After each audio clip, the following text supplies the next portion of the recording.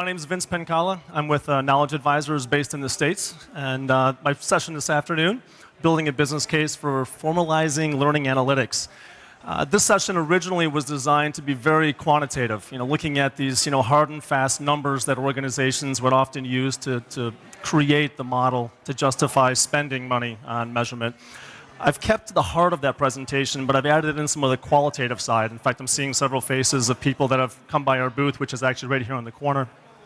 Because what we're finding right now as we look at building the business case, it's combining that qualitative and the quantitative. Just like the measurement that you're either doing or looking to do in your organization, it's always a blend of both. The agenda that I've put together, as shown, is really designed to give you a slight look at who we are as an organization. We have a booth, so again, we can get into that in more detail. Show you some exact numbers that we're using with organizations, and then actually from the last 5 meetings that I've personally had, I basically went back to my notes and I pulled out the things that people are basically coming to us with, the challenges that they're facing, the history that they have with measurement, or sometimes lack thereof. You first. This always helps me to get a gauge for the people that I'm talking to and some things that they may be facing. Just simple show of hands. How many of you are sitting here are being the ones that are asking somebody else to give you the reporting and analytics? Couple? How many of you are the ones who are being asked to provide the learning and analytics? Okay. Very consistent. I'm glad you're both here, mind you. Measuring today, and I'm going for anything. Doesn't have to be, what you want it to be, but show of hands, anyone measuring just anything today. Level 1, smiley sheet checks, some. Okay, fair enough. For those of you who are doing it, electronic, email, paper? A lot of paper, both. Okay, who wants to get to electronic? Who's tired of paper? Yeah, okay, fair enough. All right, another big question. Who's looking at the results? We have a lot of clients that may measure, may report, but again, the magic happens with who's looking at it. Again, show of hands, I'm assuming you're looking at your own reporting if you're running it. What about one level above you? 2 levels. Top of the house. Interesting. Okay. All right, good. Thank you. So who we are. KnowledgeAdvisors is a US-based and UK-based organization, been around for 13 years.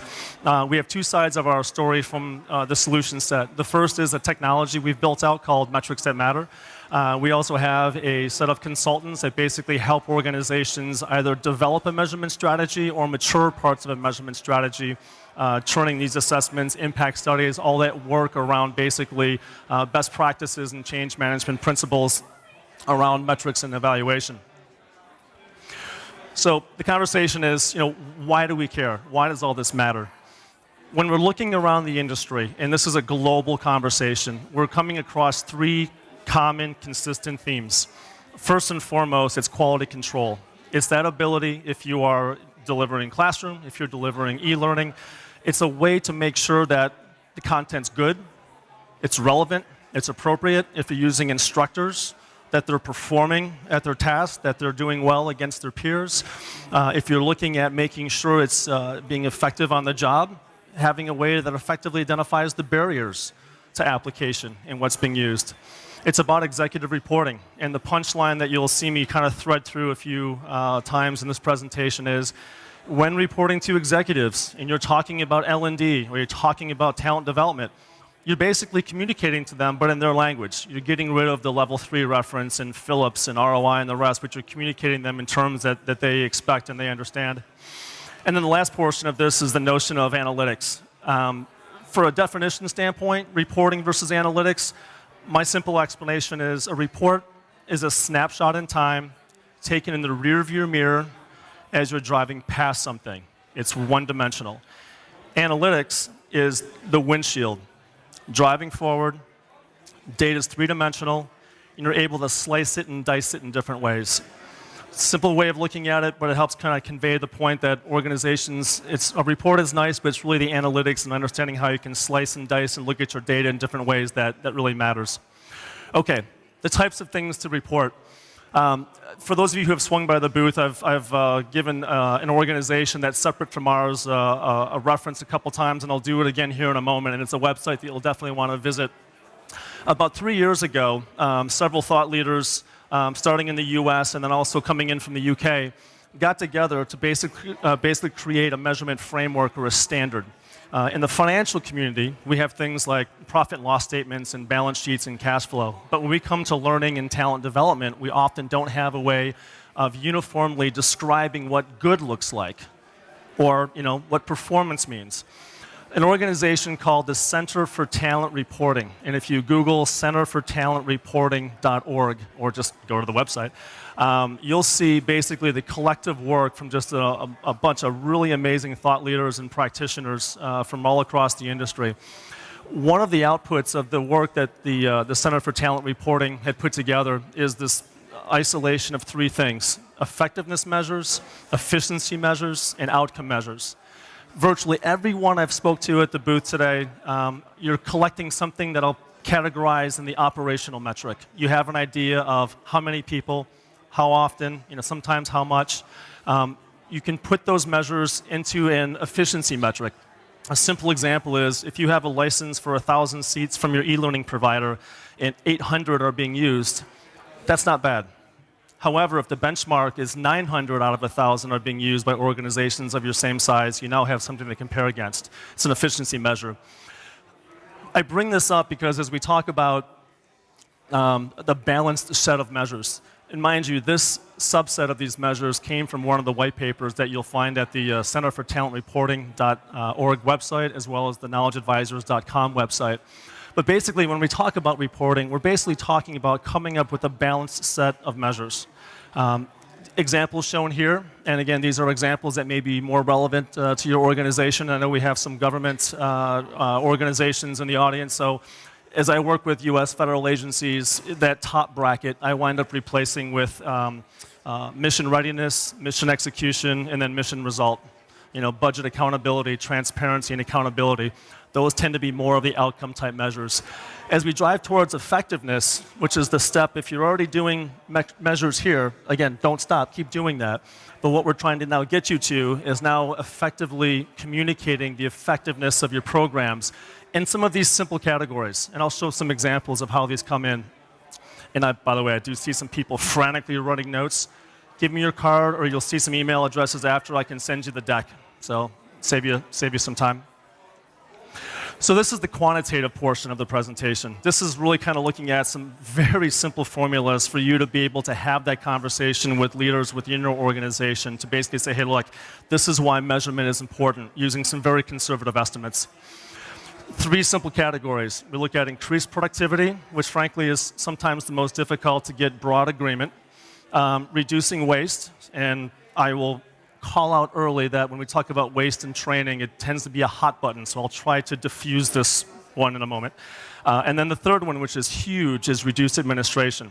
For anyone who's doing measurement today, again, so the people in the audience who are the ones that are being asked to go do this, you have a good feel for how much time that takes, especially if you're hand jamming Excel spreadsheets together and trying to come up with these reports.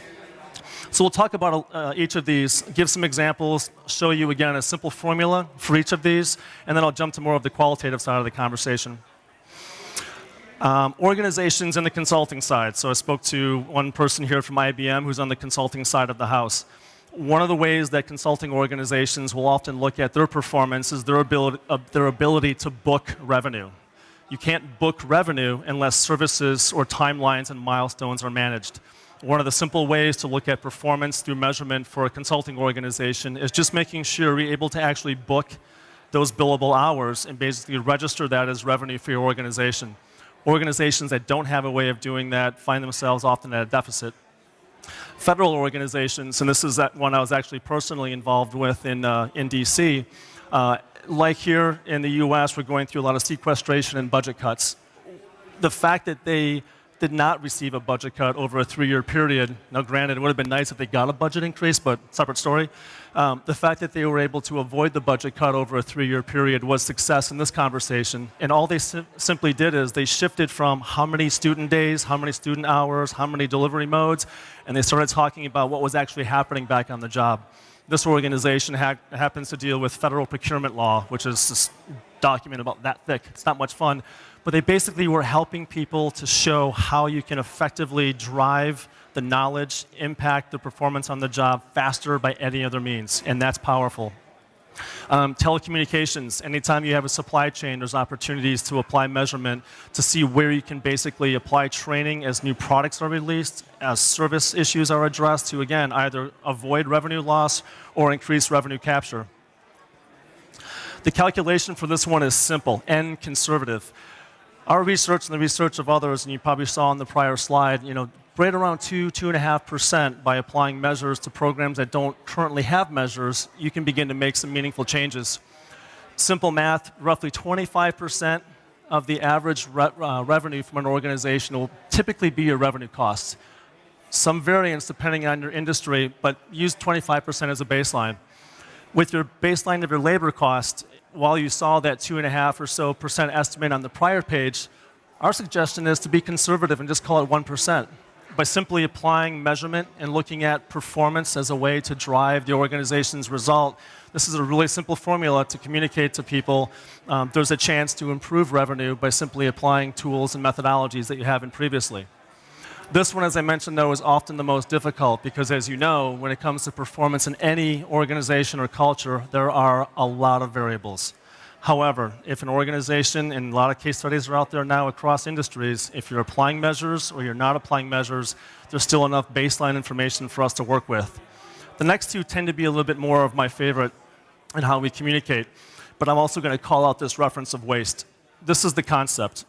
If you are training your people and you are doing a phenomenal job, our research and the research from ASTD shows that up to 50% of the training is not being applied in the job. Different ways of terming this. Some will call it scrap learning, meaning that you've done it, but it's just not being applied, so it's just kind of laying on the shop floor from a manufacturing example. Or in this case, just calling it waste. You've done a phenomenal job. Your level ones, if you're doing them, show it. Your level twos are showing it, but something's happening once they're back on the job and you're losing ground.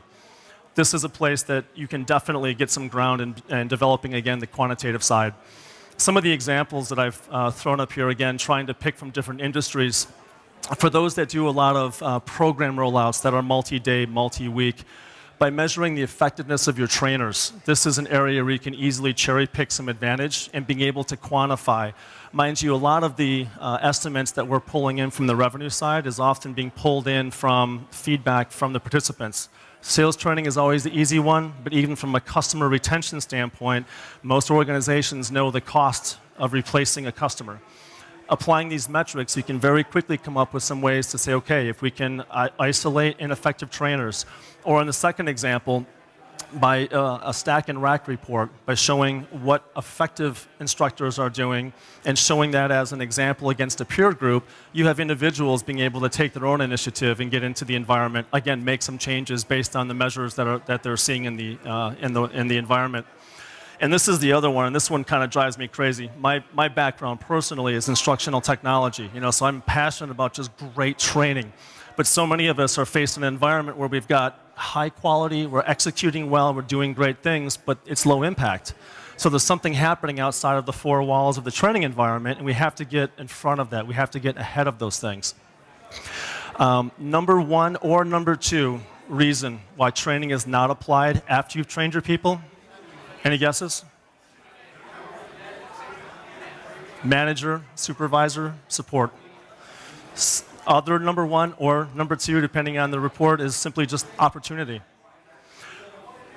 No one's going to know it unless you begin to ask those questions and put up some of those reports that show what's actually happening. It's a phenomenal conversation when you're a learning leader and you can sit down with leaders in your organization and say, okay, we're executing and we're doing well, but I need your help.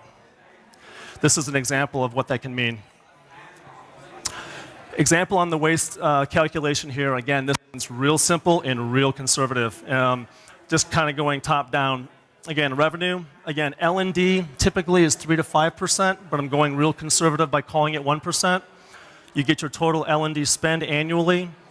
Estimate of being roughly 50% of waste, or to soften the term, unrealized value. Doesn't sound nearly as harsh as waste. Again, comes down to an estimate. And if you can only affect this by 5%, I mean, this is almost rounding errors. but if you can relatively begin to adjust some of those figures, you get some pretty big figures. Play with the model, apply your own figures, apply your own percentages, and see what that comes out to. This one is huge in the business case side. Likewise is the administration end. And again, for those of you in the audience, who is the majority of you who are out there having to do this, this is going to be an easy resonate. For those of you who are asking the people to go do it, this is an awareness of some of the pain they're living. So again, be nice to your people. First example is the administration cost. When we look at what we can do by simply compressing the amount of time it takes people to collect, process, and report, that itself is a huge advantage. Again, you'll see a number here in a moment. The Sunday report is the report a client named by basically the punishment. Whoever picked the short, I'm not sure if short straw has reference here, but whoever was the unlucky recipient of the email from the boss on Sunday evening had to go into the systems, pull down multiple spreadsheets, aggregate, compile, calculate, and then put into a PowerPoint for the Monday morning meeting. But this affectionately became known as the Sunday report because somebody every weekend spent a couple hours in the office putting this thing together. One of the drivers for basically deploying this and using the Metrics That Matter platform was simply automating it. So if you think of the pyramid of measurement, typically, if you're not automating it and using a tool set, you've got a heavy pyramid base of resource and admin time. And the top is, again, this is my reference of where the magic happens. This is where you get to get the result. This is where you get to get the outcome of that measurement effort. Our goal is to flip that upside down so you're no longer spending all that laborious time on the administration end. The last example is simply one of scale. So the Sunday report was one example of one report based on labor hours. The bottom one is, take that concept and now blow it out to look at all the analytics that typically an organization wants to do, but they simply can't get to. And again, the numbers begin to build. Math on this one's even easier. Adjust for your own labor rates. This is based on, again, a FTE full-time equivalent. We're basically calculating what we believe we can reduce in time spent. Again, this is a real simple one. I'm basing it on a 75% advantage or cost savings. But again, use this for how your organization will build this out.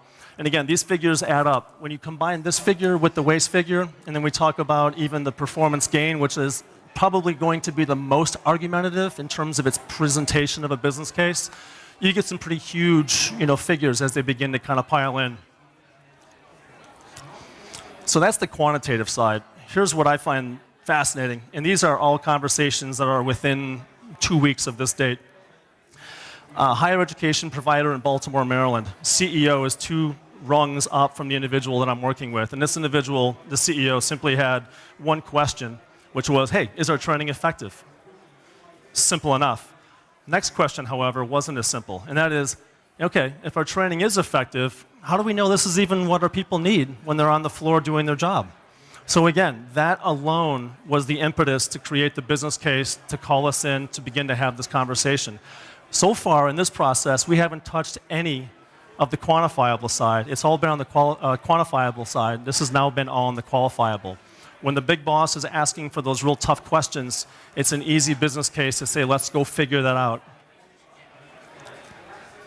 Executive development, I know, is pervasive. Every organization we work with seems to have either a leadership or executive development type program. Again, key questions that are coming down. How does training support our business goals? Key performance indicators or KPIs? And then also, what are those top barriers preventing our leaders from applying this training on the job? Some great numbers out there showing the average cost of leadership training on a per person, per day basis from organizations like ASTD and others.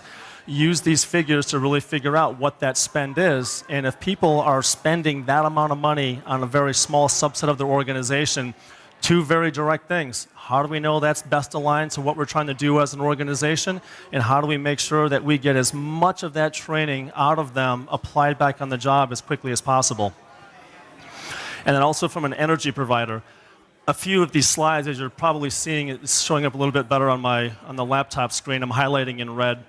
I love the expression getting in front of something. A lot of what's happening now is executives are asking for operational data, typically because that's all they think they can get.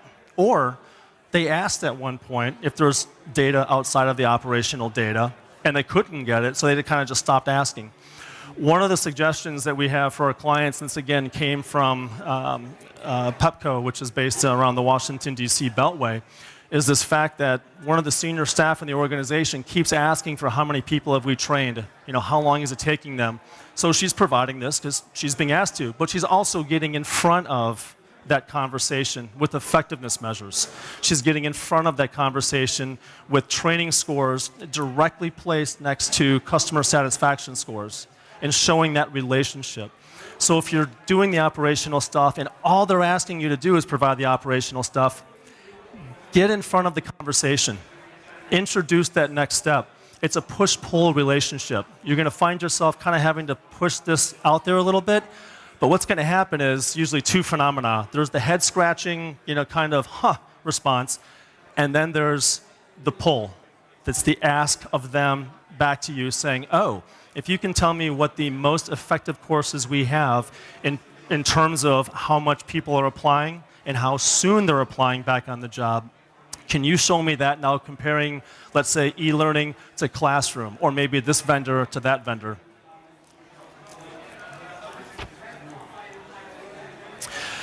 A trend that we're seeing happen more and more is this notion of performance-based contracts with vendors. So if you have classroom providers, content providers, technology providers, more and more contracts that organizations are putting together have a performance hook. It's no longer, you're going to do this for this much. It's you're going to do this well for this much. Just phenomenal opportunities to wrap some measures. Take the essence of whatever those metrics are or those performance standards are within those contracts.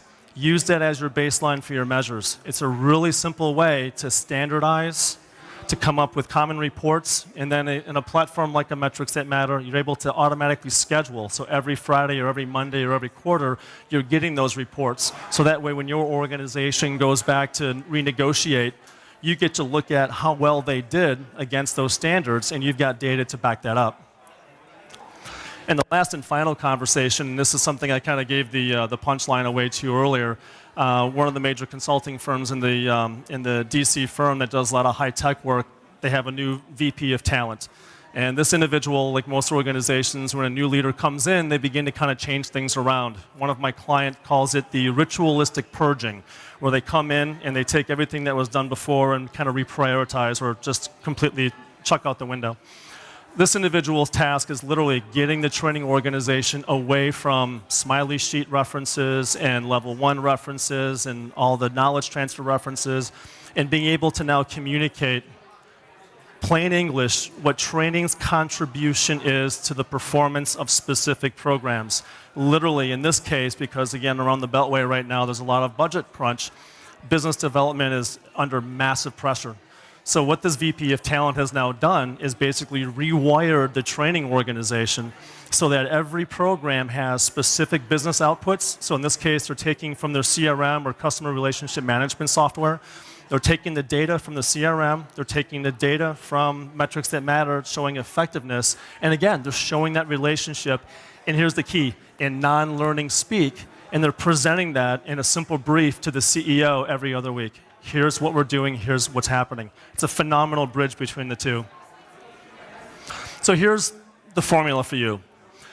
Start with what resonates. I had a client make this comment to me in the fall, and it was the first time I've heard it, and it struck me as bizarre. And I asked her, I said, so, what's driving your need for measurement? And her comment was, it's just where the energy is. And I've never heard that expression before. I've gone to business school. I understand, a lot of things, but I never understood the kinetic value of energy. However, what resonates in your organization is where the energy is. So from the conversations I've had with some folks in the audience, there's something going on where somebody, typically higher in the organization, or for people who have been in their program area for a while, you want to do something better. And this theme of being the best at getting better is powerful. If this theme of being the best at getting better resonates within the culture of your organization, go with it. Use what resonates in your organization. A simple one-page business case where you can take some of the qualifiable and the quantifiable. I appropriately dose is my reference, but begin to talk about things like optimization of training. Again, a softer way of referencing scrap. Talk about reducing the administrative burden. Talk about increasing the business intelligence around your talent and learning spends. These are conversations that, again, resonate right now with leaders. It's one of these, again, I like this term of irrefutable. You can't tell somebody that, and they can't look at you and say it's not important. So start with those pieces. Scorecards are phenomenal, and I love a scorecard because it shows a balance. It tells you what's happening not just in one category, but across several. Look at a balanced scorecard approach. Pick off 1 or 2 metrics for effectiveness, efficiency, and outcome. Begin to socialize it. Go to the KnowledgeAdvisors.com site or the CenterForTalentReporting.org website and just take a look at some of the phenomenal thought leadership that exists out there from senior learning and talent leaders who are getting in front of this conversation of analytics within their organization, who have created these standards. In fact, if you like, there's even a dictionary that gives huge breakouts of all kinds of quantitative, qualitative, effectiveness, efficiency, and outcome terms. It's already there. Use it. And last but not least is this notion of a phase 1. I put phase 1 in here because organizations often use the term pilot, and I kind of get this crinkly feeling when I hear the word pilot. A pilot assumes you're going to try this thing, and then it can go away, and that's okay. The reality, when you look at performance, when you look at analytics, this is something that organizations are simply now making part of what they do. It's becoming part of the fabric of their organization. So many other examples out there of other technologies that have become pervasive, be it email and ERP systems and the rest. Take the phase 1 approach because it reflects a beginning. It reflects an opportunity for another beginning, and the fact that you can, again, build on the lessons learned. But in that process, make sure you're producing reports that resonate with the leaders within your organization. So the top 10. I do have a little bit of time, and I'm trying to save some for questions toward the end. And again, we're right at the corner booth, so please come by and have a chat after. Some of the top 10 from the business case as well. Alerts. We love alerts because they let us know when things are going off the rails. But candidly, I also like to celebrate success. I think it's important to have alerts to tell you that you've now met some goals. If you have an expectation of your instructor's performance and they're not there and they haven't been there, set an alert so when they're there, it's time to celebrate that. Predictive measures. If the word predictive is kind of sticky or tough within your organization, use forecasted or projected. Every division of any organization has a conversation about predictive measures. In sales, we predict every quarter. It's never accurate. My best example of this is Wall Street. If you look at the analysts who make very well, they're doing very well from a compensation standpoint, but they're almost always wrong because they're based on predictions. But you get enough of these predictions together and you can begin to form some decisions based on those predictions. Again, use that from a learning standpoint. One of the common questions that we ask people from a end of course instrument is how soon do you plan on applying this back on the job? Simple question. 1 week, 2 weeks, longer? We go back and ask them after. Oh, by the way, how long was it when you were actually able to apply it on the job? And oh, by the way, what prevented you from applying this back on the job? Begin to pull that. The qualitative side, again, you've kind of heard me talk through that. The business outcome, which is number 5, and the business insight, number 10. The difference here is making sure your measures are associated with those outcomes, and then make sure that you're using those outcomes in terms of your reporting so you can show some of those insights. Cycle time we've talked about from the administrative savings. The ROI for the LMS is huge. If you have a learning management system, my guess is you're probably not in love with the reporting. One of the things we do well is take the reporting that's available within the LMS, combine it with the analytics for metrics that matter, and provide a one-stop resource for reporting. It's a huge driver. And of course, the waste reduction. As I mentioned, I can send you the presentation. If you have a business card, I'll take it now, or feel free to meet me at the corner. We have a business case template. So we have some things that we can, again, help you get started and make this simple. We'll include some dashboards, and we can even include some sample benchmark data.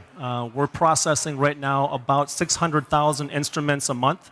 Every one of those instruments is between 8 and 15 questions. Every question goes into a database. We have well over 1 billion data points at this point.